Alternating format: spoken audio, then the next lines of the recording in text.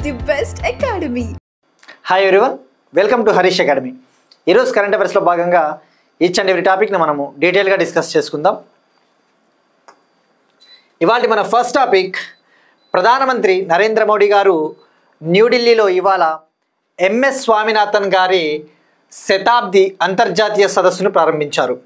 ఇవాళ హరిత విప్లవ పితామహుడు, father of green revolution in India MS Swaminathan గారి బర్త్డే 7th ఆగస్ట్.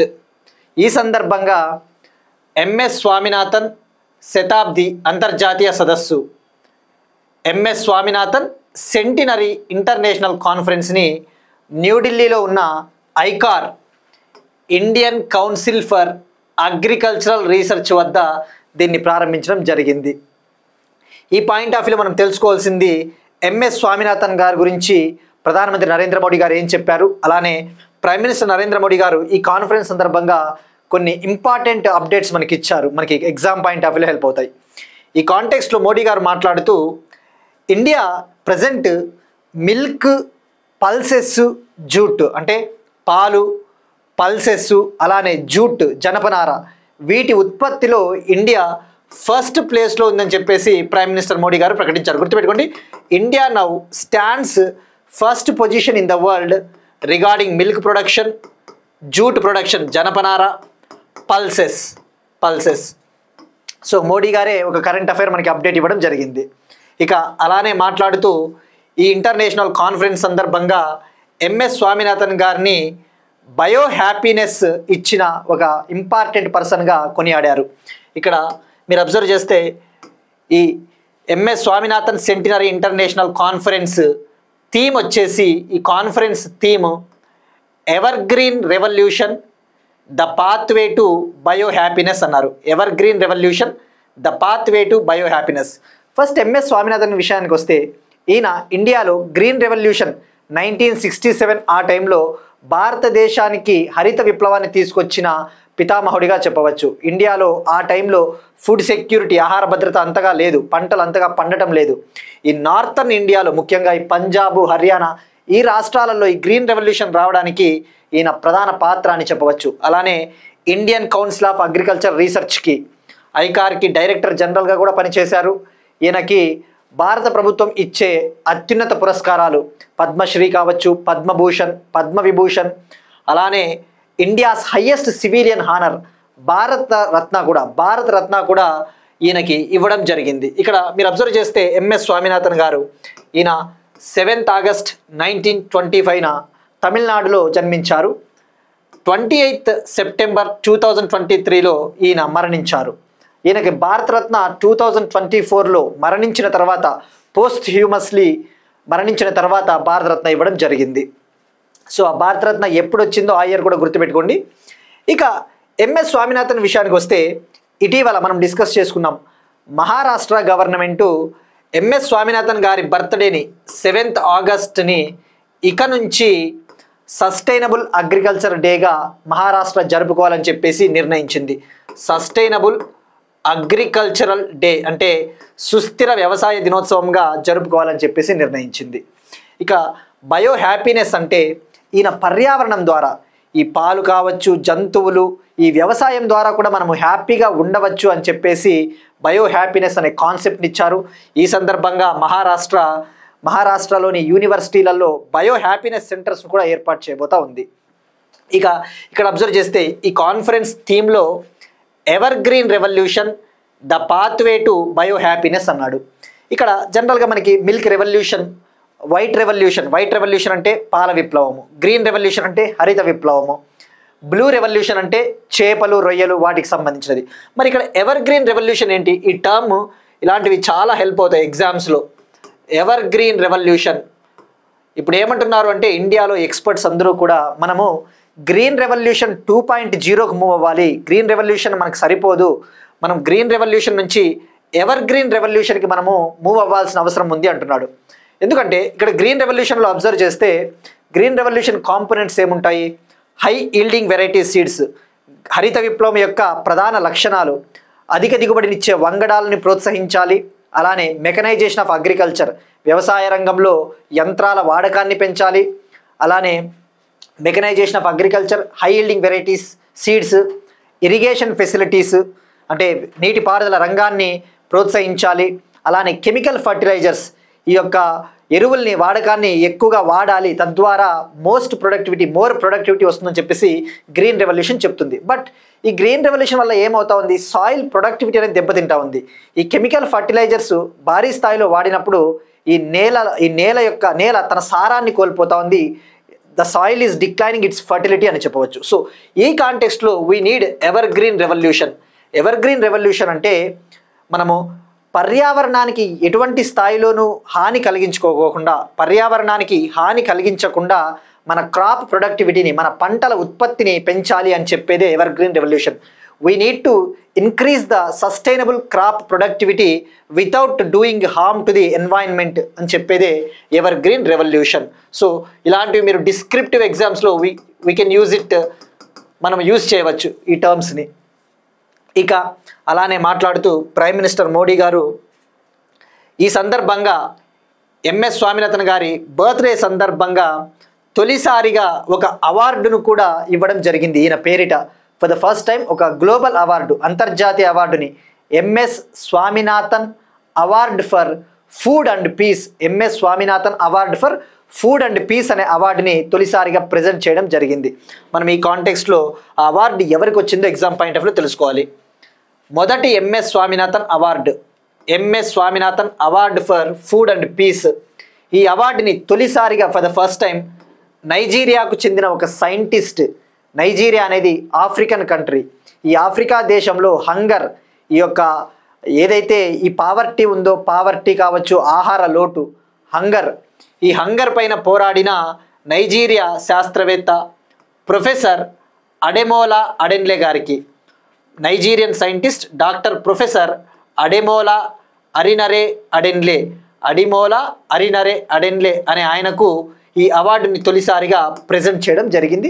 ఈ విషయం గుర్తుపెట్టుకోండి. ఇది మనకి న్యూఢిల్లీలో జరిగిన ఇంటర్నేషనల్ కాన్ఫరెన్స్కి సంబంధించిన ఇన్ఫర్మేషన్.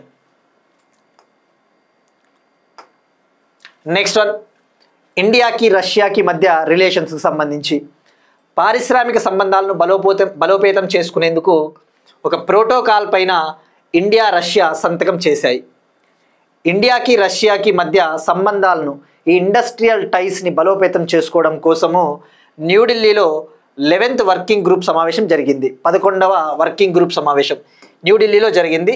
ఈ సందర్భంగా ఇరు దేశాలు కూడా అల్యూమినియము, ఫర్టిలైజర్స్, రైల్వేసు, మైనింగ్ టెక్నాలజీలో కోఆపరేషన్ని ఇంప్రూవ్ చేసుకునేందుకు ఒక ప్రోటోకాల్ పైన సంతకం చేశాయి. మనము ఇక్కడ ఎగ్జామ్ పాయింట్ ఆఫ్ వ్యూ తెలుసుకోవాల్సినది, మనకి రష్యా ఏ విధంగా కీలకము, Russia how it is significant for India. Russia నుంచి మనకి డిఫెన్స్ పరంగా చాలా కీలకము. రష్యా నుంచి మనము ఇగ్లాయస్ మిసైల్స్ని, ఇగ్లాయస్ అనే man portable air defence systems, ఇవి షోల్డర్ పైన పెట్టుకొని ఈ మిసైల్స్ని లాంచ్ చేయవచ్చు. మన్పడ్ సిస్టమ్ అంటారు ఇగ్లాయస్. వీటిని మనము రష్యా నుంచి కొనుక్కుంటా ఉన్నాము. అలానే ఇండియా రష్యా కలిసి జాయింట్గా బ్రహ్మోస్ సూపర్ సోనిక్ క్రూయిజ్ మిసైల్స్ని ఉత్పత్తి చేస్తూ ఉన్నాము. అలానే రష్యా నుంచి S-400 ఎయిర్ డిఫెన్స్ సిస్టమ్స్ని మనం కొనుగోలు చేసాం ఆపరేషన్ సింధూర్ టైంలో. వీటినే సుదర్శన చక్ర అంటారు, సుదర్శన చక్ర మిసైల్స్. బ్రహ్మోసు, ఇగ్లాయస్సు, S-400 మనం రష్యా నుంచి ఎక్కువగా కొనుగోలు చేస్తూ ఉంటాం. అలానే ఆయిల్ పరంగా తీసుకున్న ఎనర్జీ సెక్యూరిటీ, మనకి ఇంధన భద్రతకు కూడా ఈ రష్యా మనకి చాలా కీలకం. ఎందుకంటే మనము ఆయిల్ అవసరాలలో, మన ఆయిల్ నీడ్స్లో 80% మనం దిగుమతే చేసుకుంటా ఉన్నాము. India currently world's 3rd largest importer of oil in the world. ప్రపంచంలోనే ఆయిల్ను అధికంగా దిగుమతి చేసుకుంటా ఉన్న దేశాల్లో మనము 3వ స్థానంలో ఉన్నాము. మన ఆయిల్ అవసరాలు ఎక్కువగా తీరుస్తూ ఉన్న దేశము రష్యానే. మీరు ఇక్కడ అబ్జర్వ్ చేస్తే ఏప్రిల్ 2025 నాటికి మనం ఏదైతే ఆయిల్ని ఇంపోర్ట్ చేసుకుంటా ఉన్నామో దాంట్లో అత్యధికంగా రష్యా నుంచే మనం ఇంపోర్ట్ చేసుకుంటా ఉన్నాం. 37.8% మనం రష్యా నుంచి దిగుమతి చేసుకుంటా ఉన్నాము. ఇక్కడ అమెరికా 4th ప్లేస్లో ఉంది, గుర్తుపెట్టుకోండి. 2025 ఏప్రిల్ నాటికి అమెరికా మనకి 4th ప్లేస్లో ఉంది. సో ఇది రష్యా మనకి అంత కీలకం. అందుకే మనము రష్యాని ఆల్ వెదర్ ఫ్రెండ్గా అభివర్ణిస్తాం. ఆల్ వెదర్ ఫ్రెండ్గా అంటే ఎల్లవేళలా మనకు ఉపయోగపడే పార్ట్నర్ కంట్రీ. ఇక అల్యూమినియము, ఫర్టిలైజర్స్, ఈ ఫర్టిలైజర్స్ను కూడా మనము భారీ స్థాయిలో దిగుమతి చేసుకుంటా ఉన్నాము రష్యా నుంచి. ఇక అందుకే కదా రష్యా నుంచి మనము ఆయిల్ని ఎక్కువగా దిగుమతి చేసుకుంటా ఉన్నామని చెప్పేసి ట్రంప్ సుంకాలు కూడా విధించడం మొదలుపెట్టాడు. Next one, India UN world food programme joint programme. India UN world food programme joint programme. UN world food programme అనేది ఇది ఐక్యరాజ్య సమితి యునైటెడ్ నేషన్స్కు చెందిన ప్రపంచ ఆహార సంస్థ. ప్రపంచ ఆహార సంస్థ దీని ముఖ్య ఉద్దేశము ప్రపంచ దేశాలలో వరల్డ్ వైడ్ కంట్రీస్లో మాల్ న్యూట్రిష్మెంట్ ఏదైనా పోషకాహార సమస్యలు ఉన్నాయా అటువంటి సమస్యల్ని గుర్తించి అవసరమైన ఆర్థిక సహాయాన్ని ఫైనాన్షియల్ ఎయిడ్ని అందించడానికి ఇది ఎప్పుడు కూడా కృషి చేస్తూ ఉంటుంది. ఇటీవల మనం డిస్కస్ చేసుకున్నాం ఇజ్రాయెల్ గాజా క్రైసిస్ గురించి డిస్కస్ చేసుకునేటప్పుడు గాజాలో చాలామంది ఆల్రెడీ మాల్ నరిష్మెంట్తో బాధపడుతూ ఉన్నారని చెప్పేసి. ఇప్పుడు నేపాల్లో ముఖ్యంగా మన నైబర్ కంట్రీ అయిన నేపాల్లో రైస్ ఫోర్టిఫికేషన్ని బలోపేతం చేయడం కోసం రైస్ ఫోర్టిఫికేషన్ ఇక్కడ ఉంది. రైస్ ఫోర్టిఫికేషన్ అంటే ఇటీవల మనం డిస్కస్ చేసుకున్నాం బయో ఫోర్టిఫైడ్ పొటాటోసు, ఫుడ్ ఫోర్టిఫికేషన్ అని చెప్పేసి. ఫుడ్ ఫోర్టిఫికేషన్ అంటే మనకి పంట చేతికి వచ్చిన తర్వాత ఆ పంటలో ఫర్ ఎగ్జాంపుల్ రైస్ అనేది మనకి పంట చేతికి వచ్చిన తర్వాత కొన్ని బయోటెక్నాలజీ మెథడ్స్ను ఉపయోగించి వాటిలోకి మైక్రో న్యూట్రియంట్స్ ఐరన్ కావచ్చు, జింక్ కావచ్చు, విటమిన్ ఏ ఇటువంటివి మనము యాడ్ చేస్తాం. దాన్నే ఫుడ్ ఫోర్టిఫికేషన్ అంటారు. తద్వారా మాల్ నరిష్మెంట్ పోషకాహార సమస్యలను జయించవచ్చు. సో ఈ రైస్ ఫోర్టిఫికేషన్ని స్ట్రెంగ్తెన్ చేయాలి, బలోపేతం చేయాలి.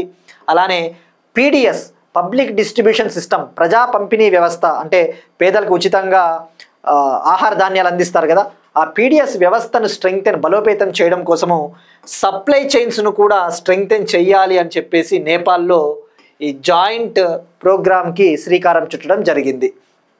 ఇక ఇది India UN global capacity building ఇనిషియేటివ్లో భాగమని చెప్పవచ్చు. India United Nations global capacity building initiative ఇది ఆగస్ట్ 1, 2025న ఎక్స్టర్నల్ అఫైర్స్ మినిస్ట్రీ విదేశాంగ వ్యవహారాల మంత్రిత్వ శాఖ దీన్ని లాంచ్ చేయడం జరిగింది. అంటే దీని ముఖ్య ఉద్దేశం India always tries for south cooperation అంటే మన సౌత్ దేశాల అభివృద్ధి కోసం మనం ఎప్పుడు కూడా కృషి చేస్తూ ఉంటామని చెప్పవచ్చు. సౌత్ కోఆపరేషన్ అలానే ఇండియాస్ నైబర్హుడ్ ఫస్ట్ పాలసీలో భాగమని చెప్పవచ్చు. ఇండియాస్ నైబర్హుడ్ ఫస్ట్ పాలసీ అంటే మన సార్క్ కంట్రీస్ ఏవైతే ఉన్నాయో south association for regional cooperation SAARC regional కూటమి ఉంది కదా ఆ హెడ్ క్వార్టర్స్ కూడా నేపాల్ క్యాపిటల్ అయిన కాఠ్మండే. గుర్తుపెట్టుకోండి నేపాల్ క్యాపిటల్ కాఠ్మండు. ఈ కాఠ్మండు సార్క్ కూడా హెడ్ క్వార్టర్స్ సార్క్ ప్రధాన కార్యాలయం కూడా కాఠ్మండులోనే ఉంది. ఇక ఇప్పుడు UN world food programme India ఇనిషియేటివ్ని లాంచ్ చేశాయని చెప్పేసి చెప్పవచ్చు. ఇక మనకి నేపాల్ విషయానికి వస్తే మనము నేపాల్తో సుమారుగా 1752 కిలోమీటర్ల బార్డర్ని షేర్ చేసుకుంటాం. ఆ విషయం గుర్తుపెట్టుకోండి జాగ్రఫీ పాయింట్ ఆఫ్ వ్యూ వెళ్ళిపోతుంది.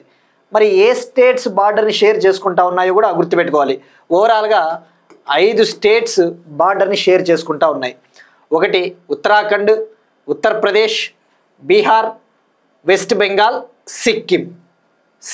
ఇక ఇండియా అత్యధికంగా బార్డర్ను షేర్ చేసుకుంటా ఉన్నది ఏ కంట్రీతో అంటే బంగ్లాదేశ్తో 4096.7 కిలోమీటర్లు మనము ల్యాండ్ బార్డర్ని షేర్ చేసుకుంటా ఉన్నాం. ఎందుకు మనం పదే రిపీట్ చేస్తూ ఉన్నామంటే మనకి ఎగ్జామ్లో నంబర్ ఆఫ్ టైమ్స్ రివిజన్ చేస్తేనే మనకి గుర్తుంటాయి. మనం చెప్పుకునే కరెంట్ అఫైర్స్ 35 నిమిషాల నుంచి 40 నిమిషాల్లో పదే మనకి అవసరం వచ్చిన సందర్భం వల్ల రిపీట్ చేసుకుంటే బాగా గుర్తుండిపోతాయనే ప్రధాన ఉద్దేశం. అదర్వైజ్ మనం ఇవి రివిజన్ లేకుండా రిపిటేషన్ లేకోకుండా కూడా చెప్పవచ్చు. బట్ ఒకసారి రీకలెక్ట్ చేసుకుంటే మనకి ఎప్పుడైనా విన్నది బాగా గుర్తుంటుంది, చదివేదానికంటే విన్నది బాగా గుర్తుంటుందని చెప్పేసి రిపిటేషన్ చేస్తూ ఉన్నాం. ఇక యుఎన్ వరల్డ్ ఫుడ్ ప్రోగ్రామ్ తీసుకుంటే ఇది 1961లో ఏర్పాటైంది. గుర్తుపెట్టుకోండి 1961లో. ఎందుకంటే ఈ మధ్యన ఎక్కువ న్యూస్లో ఉంది కాబట్టి ఇది ఎప్పుడు ఏర్పాటైంది దీని హెడ్ క్వార్టర్స్ ఏమని చెప్పేసి తెలుసుకోవాలి. 1961లో ఏర్పాటైంది. Headquarters Italy country Rome. దీనికి 2020లో 2020లో నోబెల్ పీస్ ప్రైజ్ కూడా వచ్చింది, ఆ విషయం గుర్తుపెట్టుకోండి. Next one, Pahal scheme. ఎకానమీకి సంబంధించి పెహల్ స్కీమ్ న్యూస్లో ఉంది. పెహల్ అంటే ఇది ఎల్పిజికి సంబంధించిన, మనము ఇండ్లల్లో వాడే డొమెస్టిక్ కుకింగ్ గ్యాస్, మన ఇండ్లల్లో వాడే గ్యాస్ సబ్సిడీకి సంబంధించి January 1, 2015లో January 1, 2015లో పెట్రోలియం మరియు న్యాచురల్ గ్యాస్ మంత్రిత్వ శాఖ, పెట్రోలియం మరియు సహజ వాయువు మంత్రిత్వ శాఖ ఈ స్కీమ్ని లాంచ్ చేసింది. పెహల్ అంటే ఇది డీబీటీ స్కీమ్. జనరల్గా మనం ఏదైతే గ్యాస్ సిలిండర్ కొంటా ఉంటామో మార్కెట్లలో మనకి సబ్సిడీకి అమ్మడు వాడు, మనము తప్పకుండా మార్కెట్ ప్రైస్ ఎంత ఉందో అంతా పే చేయాల్సి ఉంటుంది. మనం పే చేసిన తర్వాత కేంద్ర ప్రభుత్వం మనకేం చేస్తుందంటే ఎవరికైతే ఎల్పిజి అకౌంట్స్ ఉంటాయో వాళ్ళకి సబ్సిడీ డైరెక్ట్గా వాళ్ళ బ్యాంక్ అకౌంట్లోకి ఇస్తుందన్నమాట. అది పెహల్ స్కీమ్. మరి ఎందుకు సబ్సిడీ డైరెక్ట్గా బ్యాంక్ అకౌంట్లలోకి వేస్తున్నారు అంటే ఈ యొక్క బ్లాక్ మార్కెట్కి గ్యాస్ని తరలించేదానికి చెక్ పెడుతుందన్నమాట ఇది. ఇక పెహల్ అంటే ప్రత్యక్ష హస్తాంతరిత్ లాభ్, అంటే direct benefit transfer of the ఎల్పిజినే పెహల్ స్కీమ్ అంటారు. మరి ఈ పెహల్ స్కీమ్ వల్ల ఏం లాభాలు అంటే ఏమని చెప్తా ఉన్నారు అంటే petroleum minister Hardeep S Puri గారు ఈ Pahal scheme direct benefit transfer ద్వారా 4.08 కోట్ల నకిలీ క్రియారహిత ఎల్పిజి కనెక్షన్లు తొలగించబడ్డాయి. Because of this Pahal scheme using DBT 4.08 crore fake and inactive LPG connections got eliminated అని చెప్పేసి చెప్తా ఉన్నారు, తొలగించబడ్డాయట. మరి ఇలానే ఏమున్నాయి, వీటినే గోస్ట్ అకౌంట్స్ అంటారు. ఇలా నకిలీ అకౌంట్స్ ఏవైతే ఉంటాయో ఈ నకిలీ ఫేక్ అకౌంట్స్ని గోస్ట్ అకౌంట్స్ అంటారు. గోస్ట్ అంటే దయ్యం కదా, ఇవన్నీ డూప్లికేట్ అకౌంట్స్. వీటిని తొలగించడం కోసము ఈ డీబీటీ స్కీమ్ని తీసుకురావడం జరిగింది. ఇక ఇలానే బయోమెట్రిక్ ఆధార్ అథెంటికేషన్ ద్వారా, బయోమెట్రిక్ని ఆధార్ని అనుసంధానం చేయడం ద్వారా కూడా వీటిని తొలగించవచ్చు అని చెప్పేసి చెప్తా ఉన్నారు. ఇక ఎల్పిజి కనెక్షన్స్కి సంబంధించి కేంద్ర ప్రభుత్వం మినిస్ట్రీ ఆఫ్ పెట్రోలియం మరియు న్యాచురల్ గ్యాస్ మంత్రిత్వ శాఖ May 1, 2016 2016 May 1 ప్రధానమంత్రి ఉజ్వల యోజనని లాంచ్ చేసింది. గుర్తుపెట్టుకోండి, ప్రధానమంత్రి ఉజ్వల యోజన. ఈ స్కీమ్ ముఖ్య ఉద్దేశం కూడా ఎవరైతే పూర్ హౌస్ హోల్డ్స్ ఉంటారో, ఈ చాలా బీపీఎల్ బిలో పావర్టీ లైన్స్, ఈ అత్యంత పేదరికంలో ఈ బిలో పావర్టీ లైన్స్లలో ఉండే ఆడవాళ్ళ అకౌంట్ల మీద LPG connections, free LPG connections ఇవ్వడం జరుగుతుంది. ఫ్రీ ఎల్పిజి కనెక్షన్స్ ఆడవాళ్ళకి ఇవ్వడం జరుగుతుంది. గుర్తుపెట్టుకోండి, బీపీఎల్ ఇండ్లకు. ఇది May 1, 2016 లాంచ్ చేయడం జరిగింది.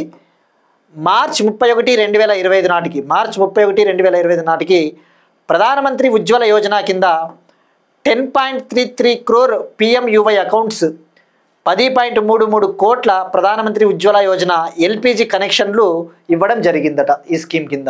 సో పహల్ అయినా పిఎంయువై అయినా ఎల్పిజి కనెక్షన్కి సంబంధించి గుర్తుపెట్టుకోండి.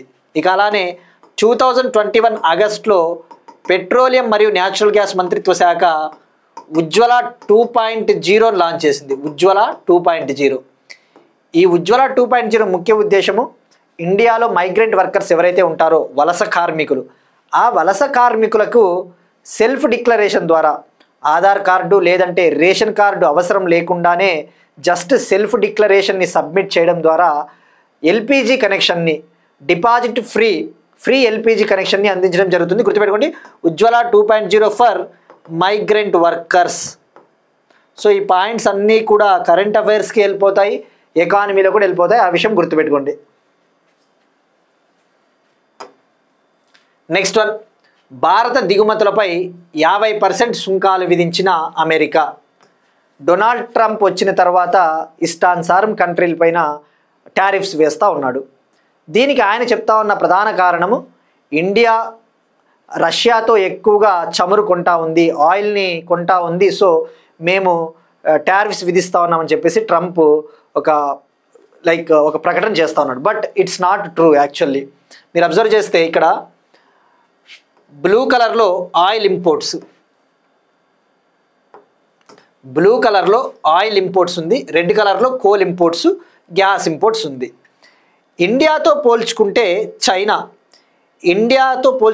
చైనా రష్యా నుంచి ఎక్కువగా ఆయిల్ని దిగుమతి చేసుకుంటా ఉంది. కానీ చైనా పైన ఎంత వేసాడు టారిఫ్? 30% వేసాడు సుంకాలు. ఇండియా పైన మాత్రము 50% వేసాడు సుంకాలు. 25% నుంచి మరో 25% పెంచాడు. అంటే దాని అర్థం ఏంది? ఇది ఒక రీజనే కాదు అని చెప్పేసి. ఎందుకంటే శత్రువుకి శత్రువు మిత్రుడు కాబట్టి మన పక్కన దేశమైన మన శత్రువైన పాకిస్తాన్ కంట్రీ పైన కూడా టారిఫ్స్ తక్కువగా విధిస్తూ ఉన్నాడు. మనకి ఎగ్జామ్ పాయింట్ ఆఫ్ వ్యూలో ఇండియా పైన 50% టారిఫ్స్ వేశాడు, బ్రెజిల్ పైన కూడా 50%. బ్రెజిల్ కూడా బ్రిక్స్ కంట్రీ కాబట్టి. బ్రెజిల్లో నిన్న సుప్రీంకోర్టు బ్రెజిల్ మాజీ అధ్యక్షుడు బోల్సనారో అనే అతను బ్రెజిల్ సుప్రీంకోర్టు బ్రెజిల్ మాజీ ప్రెసిడెంట్ అయిన బోల్సనారో అనే అతన్ని జైల్లో వేయడం జరిగింది. ఆయన సోషల్ మీడియా వాడుతూ ఉన్నాడు, అతనిపైన బ్యాన్ ఉంది సోషల్ మీడియా, దాన్ని ఉల్లంఘించాడు అని చెప్పేసి అతనిపైన సుప్రీంకోర్టు జైలు శిక్ష విధించింది. దాన్ని ట్రంప్ వ్యతిరేకించాడు. ఎందుకంటే ట్రంప్కి అతను ఫ్రెండ్ కాబట్టి బోల్సనారో అనే ఆయన. సో ఇండియా పైన 50%, బ్రెజిల్ పైన 50%, సిరియా పైన 41%, లావోస్ 40%, కెనడా పైన 35%. గుర్తుపెట్టుకోండి, కెనడా పైన 35%, ఇండియా పైన 50%, చైనా పైన మాత్రం 30%. ఎందుకంటే చైనాకి అమెరికాకి చాలా అవసరాలు ఉన్నాయి. ఎందుకంటే చైనా ఎక్కువగా ఈ ఎలక్ట్రిక్ వెహికల్స్కి అవసరమైన లిథియం అటువంటివి ఎక్స్పోర్ట్ చేస్తూ ఉంటుంది. ఇక ఇండియాకి అమెరికాకి ట్రేడ్ 2024-25లో $86.5 బిలియన్ ఉంది. ఆ విషయం గుర్తుపెట్టుకోండి. 2024-25లో $86.5 బిలియన్ ఉంది. యాక్చువల్లీ ఇంత సుంకాలు విధిస్తూ ఉన్నాడు. ఇండియాతోనే కాదు, ఇండియా కాకోకుండా మరో 9 దేశాలతో అమెరికాకి ట్రేడ్ డెఫిసిట్ ఉంది, అంటే వాణిజ్య లోటు. అయినప్పటికీ ఇష్టానుసారం టారిఫ్స్ వేస్తూ ఉన్నాడు. మీరు ఇక్కడ అది. సో ఆ విషయం గుర్తుపెట్టుకోండి. ఇండియాతోనే కాకుండా మరో 9 దేశాలతో అమెరికాకి వాణిజ్య లోటు ఉంది. నెక్స్ట్ వన్, అగైన్ ఎకానమీకి సంబంధించి రెపో రేట్. ఆర్బీఐకు చెందిన మానిటరీ పాలసీ కమిటీ రెపో రేటుని 5.5% వద్దే యథాతథంగా ఉంచింది. ఇక్కడ first of all monetary policy అంటే అర్థం కావాలా.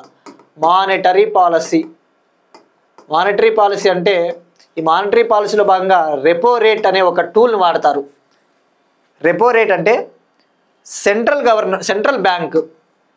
బ్యాంక్ ఆర్బీఐ బ్యాంకులకి, భారతదేశంలో ఉన్న వివిధ బ్యాంకులకి వడ్డీకి డబ్బులు ఇస్తుంది.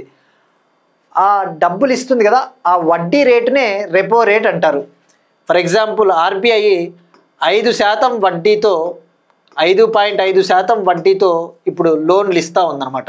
5.5% అన్నాడు కాబట్టి. అంటే రెపో రేట్ అంటే ఆర్బీఐ భారతదేశంలో ఉన్న వివిధ బ్యాంకులకి డబ్బుని లోన్ ఇస్తుంది. ఆ లోన్ని సర్టెన్ ఇంట్రెస్ట్ రేట్తో ఇస్తుంది. ఆ వడ్డీ రేటునే రెపో రేట్ అంటారు. మరి మానిటరీ పాలసీ అవసరం ఏంటి? జనరల్గా ఫర్ ఎగ్జాంపుల్ మన మార్కెట్లో ప్రజల దగ్గర డబ్బు ఎక్కువగా లేదు అనుకుందాం. ప్రజల దగ్గర డబ్బు ఎక్కువగా లేనప్పుడు డిమాండ్ అనేది పడిపోతుంది.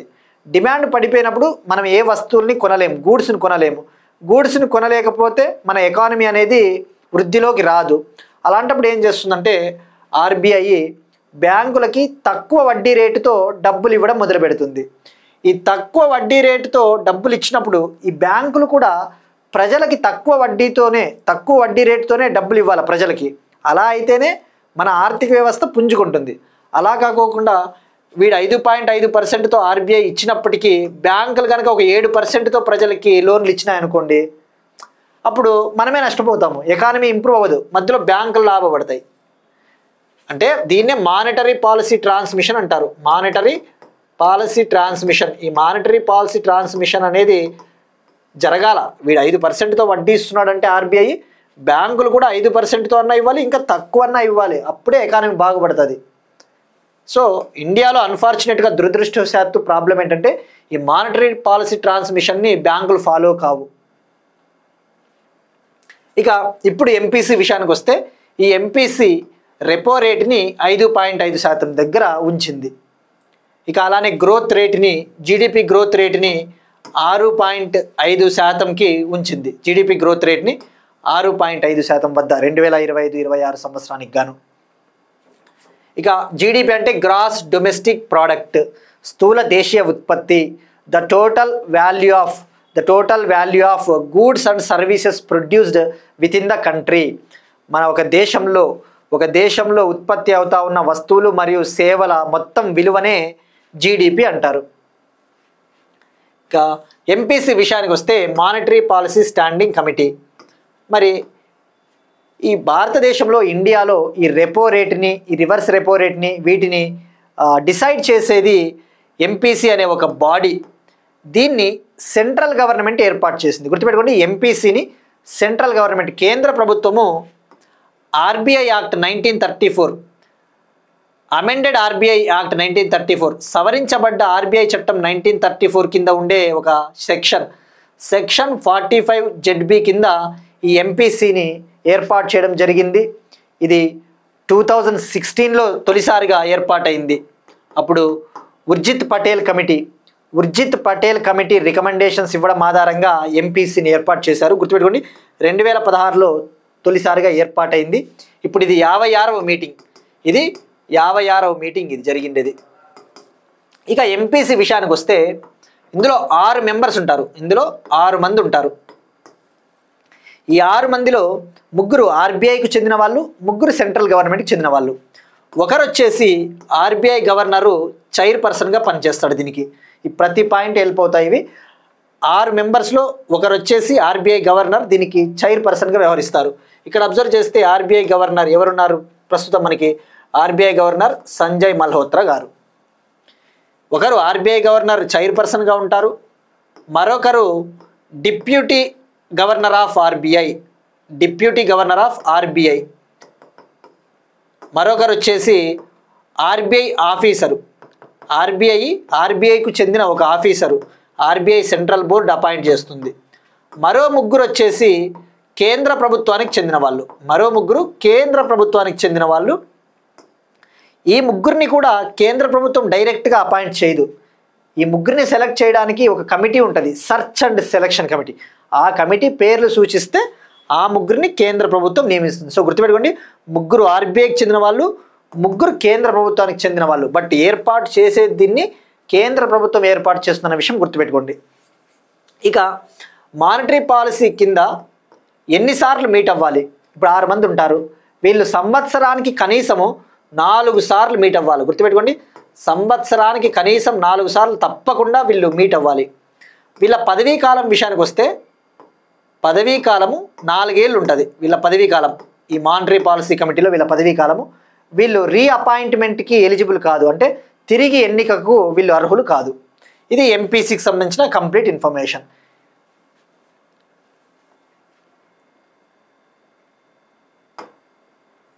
ఇప్పుడు ఒక క్వశ్చన్ చూద్దాం. ఇది మనం ఇటీవల డిస్కస్ చేసింది.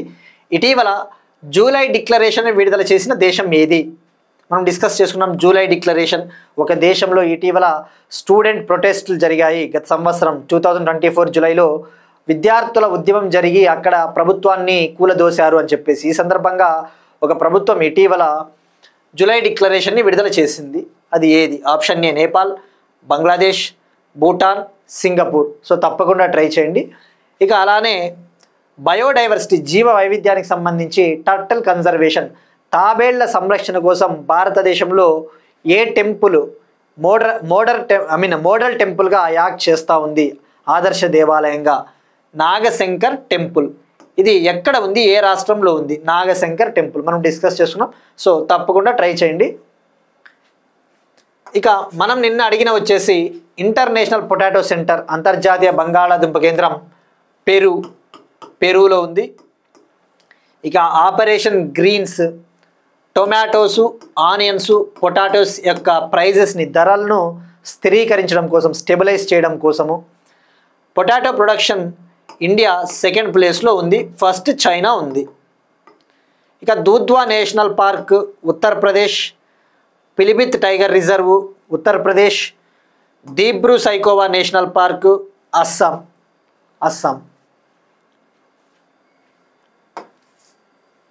నెక్స్ట్ వన్ బయోడైవర్సిటీ, జీవ వైవిధ్యము, ఎన్విరాన్మెంట్ అండ్ బయోడైవర్సిటీకి సంబంధించి నీలగిరి తార్ పాపులేషను పెరిగిందట. ఇది ఇక్కడ చూస్తున్నట్టు నీలగిరి తార్ అనేది ఇది ఒక యానిమల్. వెస్ట్రన్ ఘాట్స్లో ఎక్కువగా ఉంటుంది. సదరన్ వెస్ట్రన్ ఘాట్స్ అంటే దక్షిణ దిక్కున ఉండే పశ్చిమ కనుమలలో, కేరళ తమిళనాడులో ఇది ఎక్కువగా కనబడుతూ ఉంటుంది. కేరళ తమిళనాడు, ఇది తమిళనాడు స్టేట్ యానిమల్, తమిళనాడు యొక్క రాష్ట్ర జంతువు అని చెప్పవచ్చు. ఇక సర్వే చేశారు. తమిళనాడు కేరళలో జాయింట్గా 2025 ఇయర్కి సంబంధించి ఒక జాయింట్ సర్వే చేస్తే గతంలో ఎన్నడూ లేనంతగా ఈ నీలగిరి తార్ సంఖ్య అనేది 2668కి చేరుకునింది. 2668 నీలగిరి తార్లు ఉన్నాయట ఈ కేరళ తమిళనాడులో కలిపి. తమిళనాడులో 1303 ఉన్నాయి, కేరళలో 1365 ఉన్నాయట అప్రాక్సిమేట్లీ. అంటే దీన్ని బట్టి అర్థం చేసుకోవచ్చు కేరళలోనే ఎక్కువగా ఉన్నాయి ఇవి. మనకి ఎగ్జామ్ పాయింట్ ఆఫ్ వ్యూలో ఎప్పుడైనా బయోడైవర్సిటీకి సంబంధించి చదివేటప్పుడు ఒక యానిమల్ గురించి చదివినా, ఒక బర్డ్ గురించి చదివినా దాని ఐయుసిఎన్ స్టేటస్ ఏంటి, అది ఎక్కడ ఉంది, అలాంటి బేసిక్ ఇన్ఫర్మేషన్ ఐడియా ఉంటే సరిపోద్ది. ఇక తమిళనాడులో ఇది ఎక్కువగా అక్కామలై గ్రాస్ హిల్స్లో ఉంటుందట. అక్కామలై గ్రాస్ హిల్స్ అనేది అన్నామలై టైగర్ రిజర్వ్లో భాగం. అన్నామలై టైగర్ రిజర్వ్లో భాగం ఇది. అలానే ముకుర్తి నేషనల్ పార్క్ ఇది తమిళనాడులో ఉంది. ముకుర్తి నేషనల్ పార్క్ తమిళనాడులో ఉంది. ఇక కేరళ విషయానికి వస్తే ఎరవికుళం నేషనల్ పార్క్లో ఇది ఎక్కువగా ఉన్నాయట ఇవి. సో ఇవి గుర్తుపెట్టుకుంటే సరిపోతుంది. ఇక ఐయుసిఎన్ స్టేటస్ విషయానికి వస్తే దీని ఐయుసిఎన్ స్థితి, ఐయుసిఎన్ అంటే international union for conservation of nature. IUCN అనేది ఒక సంస్థ, జంతువులు ఏ స్థాయి ప్రమాదంలో ఉన్నాయని చెప్పేసి వర్గీకరిస్తుంది, క్లాసిఫై చేస్తుంది. ఇప్పుడు ఇది నీలగిరి తార్ ఐయుసిఎన్ స్టేటస్ తీసుకుంటే ఎండేంజర్డ్లో ఉంది, అంటే ప్రమాదంలో ఉంది. దీని శాస్త్రీయ నామం వచ్చేసి నీలగిరి ట్రాగస్ హైలోక్రియస్. ఇది వైల్డ్ లైఫ్ ప్రొటెక్షన్ యాక్ట్ 1972, వన్యప్రాణుల సంరక్షణ చట్టం 1972లో షెడ్యూల్ 1 కింద ఉంది. షెడ్యూల్ 1 అంటే దీన్ని మనం అంత ఈజీగా హంట్ చేయకూడదు, దీన్ని వేటాడకూడదు, చాలా క్రిమినల్ శిక్ష పడవచ్చు. ఇక దీన్ని తమిళనాడులో వరయాడు అని పిలుస్తారట, మలయాళంలో వరయాడు అని పిలుస్తారట. సో మనకి ఆ యూసిఎన్ స్థితి గుర్తుపెట్టుకోండి సరిపోద్ది. షెడ్యూల్ 1, ఒకవేళ యూపీఎస్సి గ్రూప్ 1, ఏపీ గ్రూప్ 2 అయితే ఏపీ గ్రూప్ 2లో సపరేట్గా ఎన్విరాన్మెంట్ అండ్ బయోడైవర్సిటీ అని మెన్షన్ చేశాడు సిలబస్లో, మెయిన్స్లో గ్రూప్ 2లో. జీవ వైవిధ్యము, ఆ జీవ వైవిధ్యం చదివేటప్పుడు ఇవే వస్తాయి: టైగరు, ఎలిఫెంటు, లయను, 1 హార్న్డ్ రైనో, నీలగిరి తారు, కరెంట్ అఫైర్సే వస్తాయి. వాడు అడిగినప్పుడు ఐయుసిఎన్ స్థితిలో అడుగుతాడు. నెక్స్ట్ వన్ డిసీజెస్కి సంబంధించి వరల్డ్ హెల్త్ ఆర్గనైజేషన్, ప్రపంచ ఆరోగ్య సంస్థ హెపటైటిస్ డి వ్యాధిని క్యాన్సర్ కలిగించే వ్యాధిగా ప్రకటించింది. హెపటైటిస్ అనేది ఇది ఒక వైరల్ డిసీజ్, ఒక వైరస్ ద్వారా వస్తుంది. హెపటైటిస్ వైరస్ ఇది లివర్ని అటాక్ చేస్తుంది, లివర్ని. దీనివల్ల లివర్ క్యాన్సర్ వస్తుంది. జనరల్గా హెపటైటిస్లో టైప్స్ ఉంటాయి: hepatitis A, B, C, D, E. అయితే బీసీడీ చాలా కొద్దిగా డేంజర్ అనమాట కంపేర్ టు ఏఈతో పోల్చుకుంటే. హెపటైటిస్ బికి వ్యాక్సిన్ ఉంది, అవైలబిలిటీ ఉంది. హెపటైటిస్ సికి వ్యాక్సిన్ లేదు. ఇక్కడ హెపటైటిస్ డి, జనరల్గా హెపటైటిస్ బి, హెపటైటిస్ సి క్యాన్సర్ని కలిగిస్తాయి. ఇప్పుడు హెపటైటిస్ డి కూడా లివర్ క్యాన్సర్ని కలిగిస్తుందని చెప్పేసి WHO చెప్పింది. ప్రపంచ ఆరోగ్య సంస్థ ప్రకారము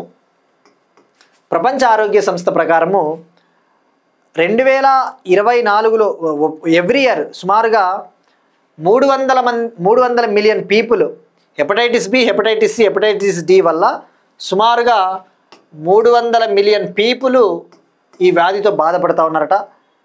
సంవత్సరానికి 1.3 మిలియన్ డెత్స్ వస్తూ ఉన్నాయట. 1.3 మిలియన్ ప్రజలు చనిపోతూ ఉన్నారట. ఇక్కడ హెపటైటిస్ డి అనేది ఇది ఎవరిలో కనబడుతుంది అంటే ఎవరికైతే హెపటైటిస్ బి వైరస్ ఉందో వాళ్ళల్లో హెపటైటిస్ డి కూడా అటాక్ అవుతుందట. ఇది సపరేట్గా ఏముండదు. జనరల్గా హెపటైటిస్ వైరస్ చాలా మందిలో ఉంటుంది, బట్ అన్డయాగ్నైజ్డ్, అంత ఈజీగా గుర్తించలేరట.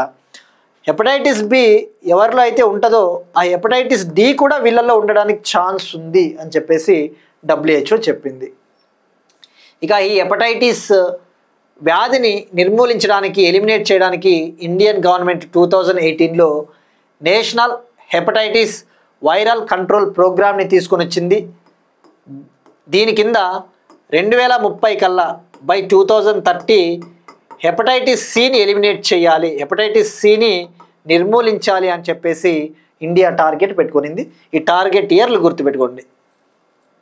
మనకి హెల్త్ అండ్ డిసీజెస్లో టార్గెట్ ఇయర్స్ అడుగుతాడు.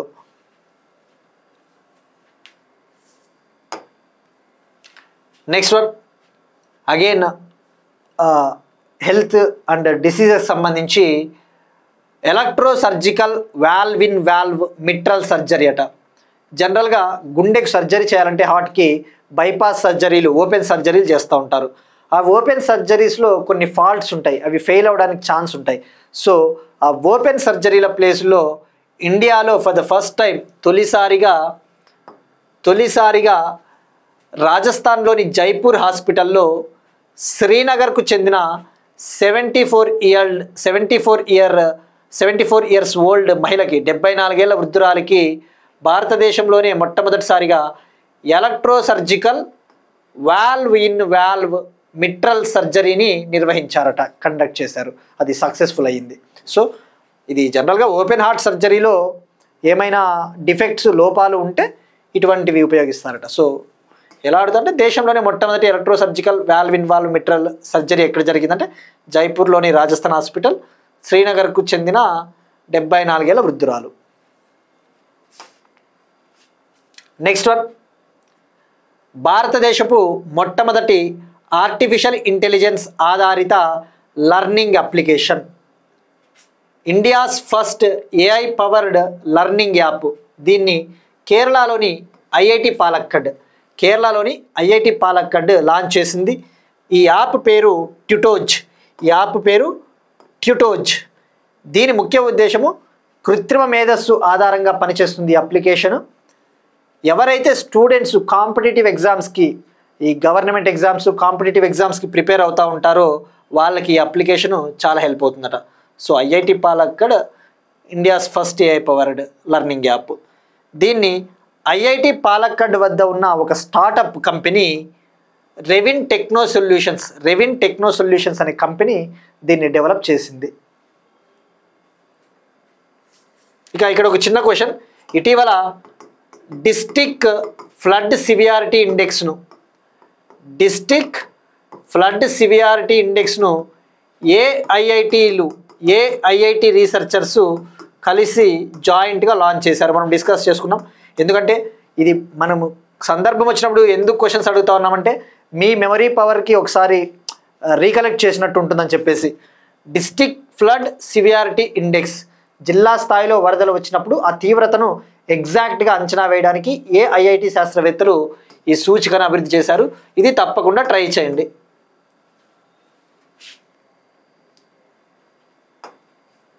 నెక్స్ట్ వన్ పోలాండ్ కొత్త అధ్యక్షుడిగా కరోల్ నౌరోకి. పోలాండ్ కంట్రీ ఇదొక యూరప్ కంట్రీ అని చెప్పవచ్చు. ఇక్కడ మీరు అబ్జర్వ్ చేస్తే పోలాండ్ పక్కన బెలారస్, లిథుయానియా, జర్మనీ, చెక్ రిపబ్లిక్, స్లోవేకియా ఇటువంటి కంట్రీస్ ఉన్నాయి. ఇది యూరప్ కంట్రీ. పోలాండ్ క్యాపిటల్ వచ్చేసి వార్సా. ఇప్పుడు ఈ పోలాండ్ కంట్రీకి అధ్యక్షుడిగా, ప్రెసిడెంట్గా కరోల్ నౌరోకి గారు సెలెక్ట్ అయ్యారు. ఈయన డొనాల్డ్ ట్రంప్కి కొద్దిగా ఫ్రెండ్ అట, అంత క్లోజ్ రిలేషన్స్.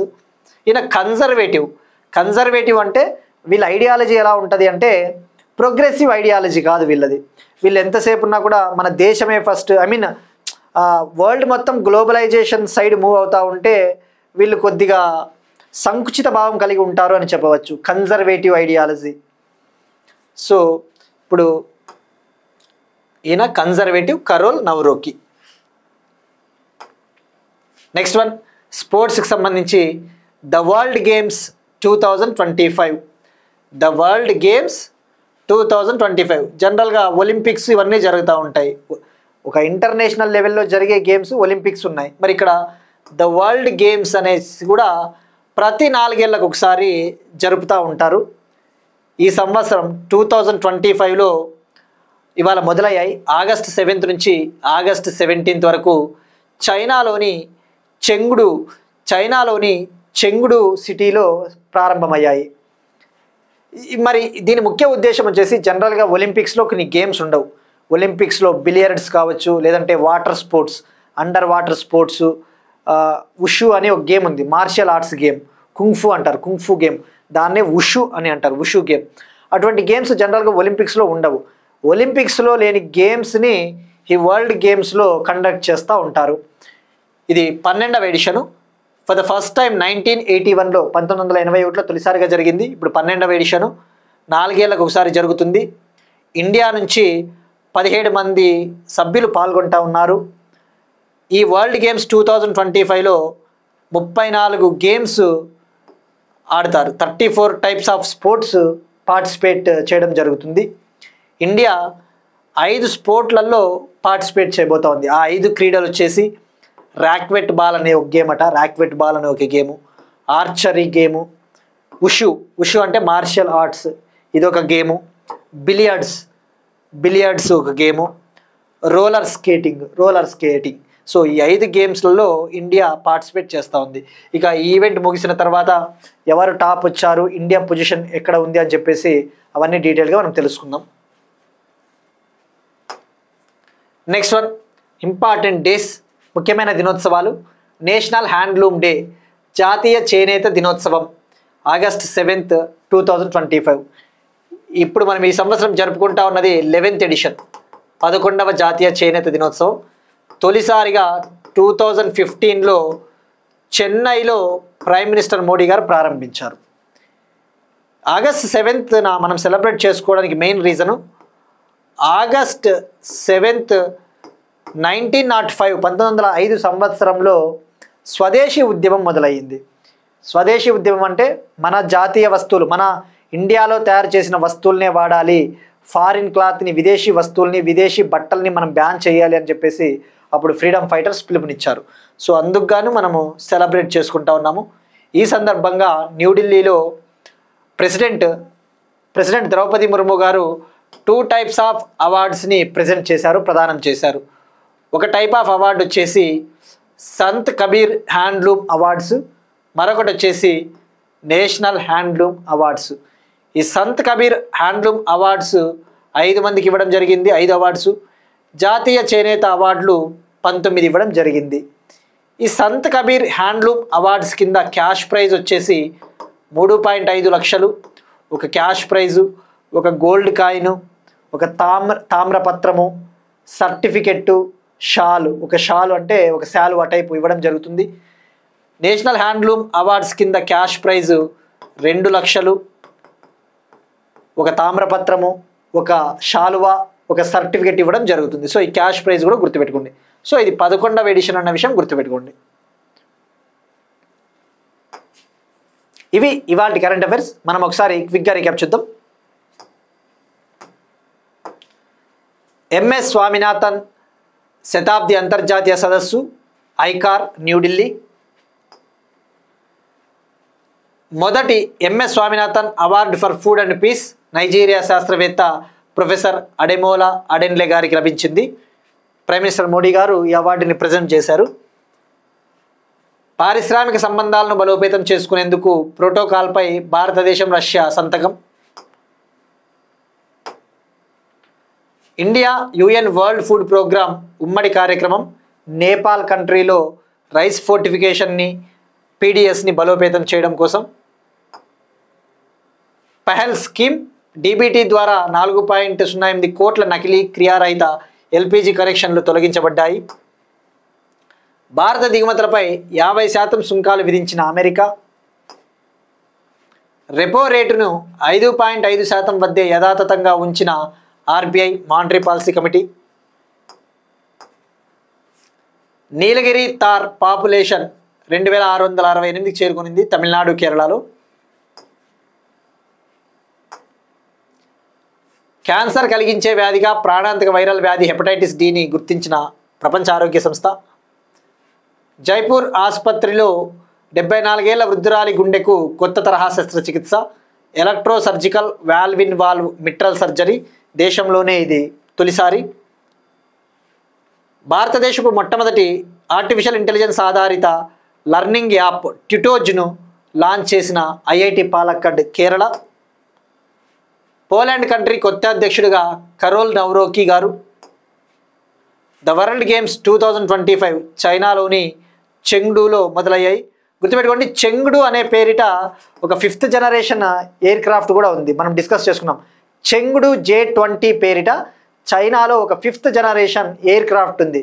ఇండియాలో ఏ విధంగా అయితే advanced medium compact aircraft AMCA 5వ జనరేషన్ ఎయిర్ క్రాఫ్ట్, చైనాలో చెంగ్డు పేరిట Chengdu J-20 5th generation aircraft ఉంది. ఆ విషయం గుర్తుపెట్టుకోండి. జాతీయ చేనేత దినోత్సవం 2025, national handloom day. That's it. These are today's current affairs. Will meet you again tomorrow. And thank you everyone.